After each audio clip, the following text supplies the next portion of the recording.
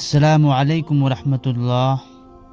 پیارے بھائیوں اور بہنوں، انسان کی زندگی میں مصیبتیں، آزمائشیں اور بلائیں آتی رہتی ہیں، لیکن اللہ نے اپنے فضل سے کچھ ایسے اعمال بتائے ہیں جو ان بلاؤں کو دور کر دیتے ہیں، مصیبتوں سے بچا لیتے ہیں اور زندگی میں سکون اور رحمتیں نازل کر دیتے ہیں۔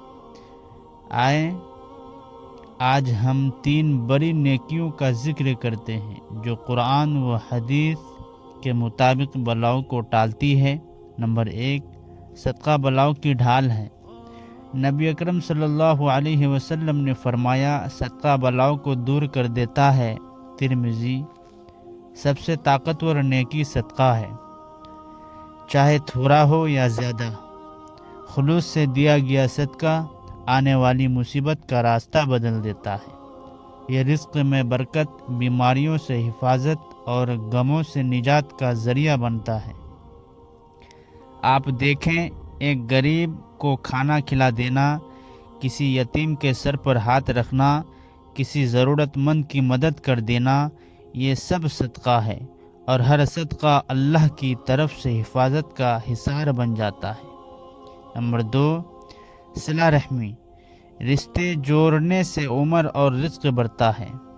نبی کریم صلی اللہ علیہ وسلم نے فرمایا، جو چاہتا ہے کہ اس کا رزق بڑھے اور زندگی میں برکت ہو، وہ رشتے جوڑے، صلہ رحمی کرے۔ بخاری و مسلم۔ یعنی رشتوں کی قدر کرنا، ماں باپ کے حقوق ادا کرنا، بھائی بہنوں کے ساتھ حسن سلوک، قطع تعلق نہ کرنا۔ یہ صرف 3 نیکی نہیں بلکہ مصیبتوں کو روکنے والی طاقت ہے۔ آج گھروں میں بے برکتی، بے سکونی، جھگڑے اکثر اس لیے ہے کہ ہم نے رشتوں کی قدر چھوڑ دی۔ صلہ رحمی رشتوں میں رحمت ڈالتی ہے اور رحمت بلاؤں کو دور کر دیتی ہے۔ نمبر 3، نماز اور دعا۔ اللہ کی حفاظت کی ضمانت۔ اللہ فرماتا ہے، نماز، صبر اور دعا کے ساتھ مدد چاہو۔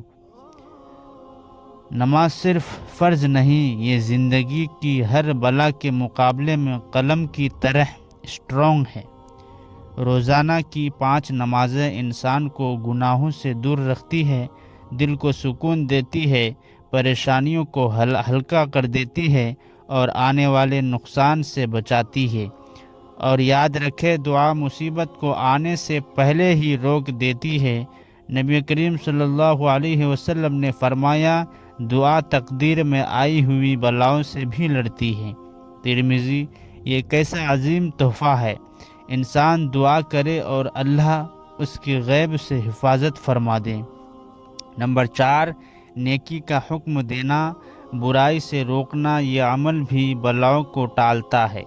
آپ صلی اللہ علیہ وسلم نے فرمایا، جب لوگ برائی دیکھ کر اسے نہ روکے تو اللہ کی طرف سے عام عذاب آ جاتا ہے۔